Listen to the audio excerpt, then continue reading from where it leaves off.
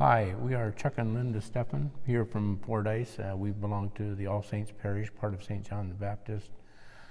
I've been a part of this parish my whole life. We've been married 52 years. I'm 73 and she is younger, much younger. But we've had great experiences here in our community and stuff and that. And Father asked us to talk a little bit about the effects of sin, that how we see it in the world, and how it affects us day to day. So anything you want to add, Linda?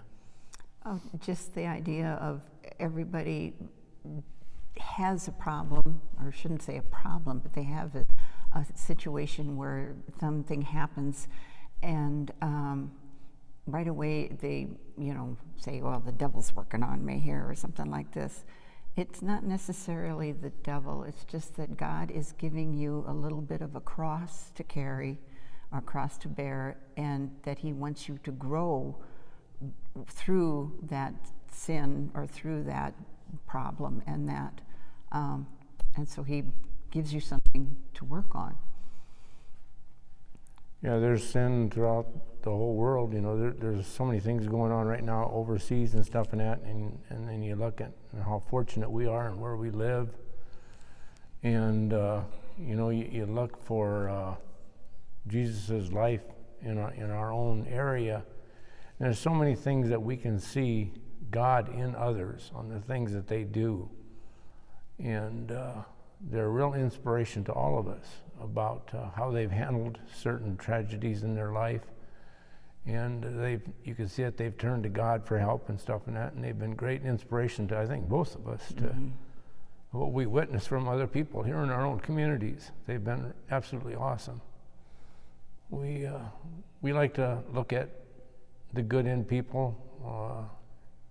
It's a lot of times, we don't understand what they've been through. It's hard for us to imagine what they've been through until we walk in their shoes. I remember my dad telling me that all the time. He says, don't judge other people until you've walked in their shoes.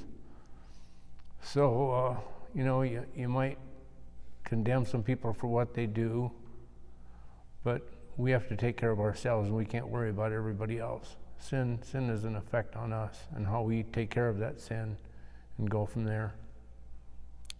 I guess one of the things is it's really hard on a mom, as I think more so, whenever they discover that the children that they've raised, or a child that they've raised, and that suddenly decides that they don't believe in God anymore, and turns away from going to church, communion, praying even, and you wonder, where did I fail in that situation?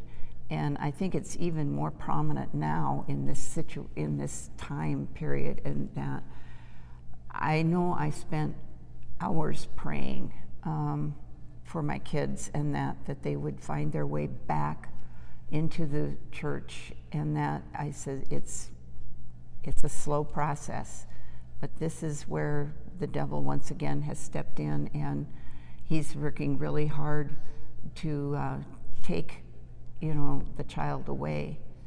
But I feel that this again is like a small cross that he has given, and we need to work through what is happening and keep praying and do that little drop of faith all the time dripping on your child, and all of a sudden you start to see a difference, and it's just something that mothers, I think, have to live with.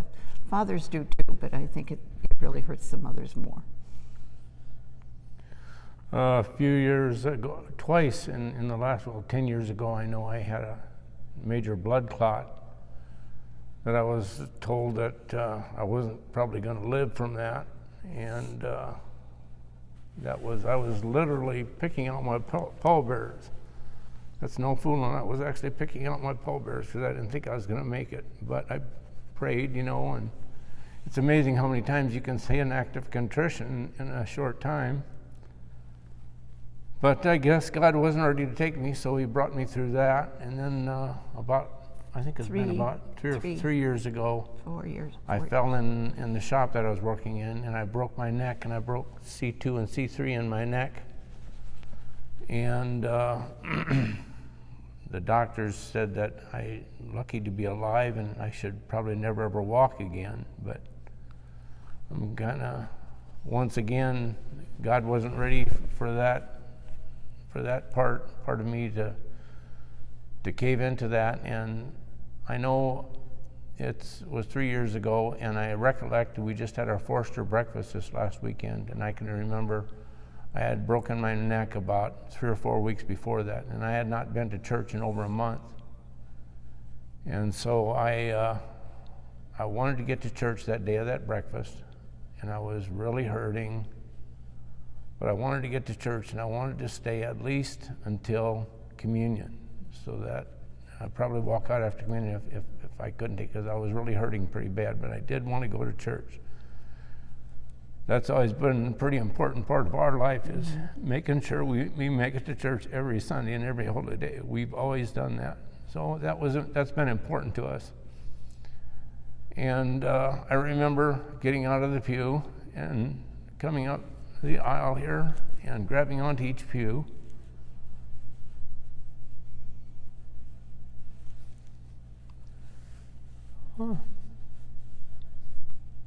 Trying to make it to communion. And when Father gave me the communion, I put the host on my tongue. I felt, and it was just an amazing feeling. I walked back to the pew. I didn't need to hold on to anything. I just felt completely great. And I got back to the pew, and my wife says, "Are you okay?" And I says, "I feel absolutely fantastic." And I remember going back over, and then we went to the Forster breakfast. I felt so good, I'm going to go eat over there. And that was the first good meal that I had in about 3 or 4 weeks.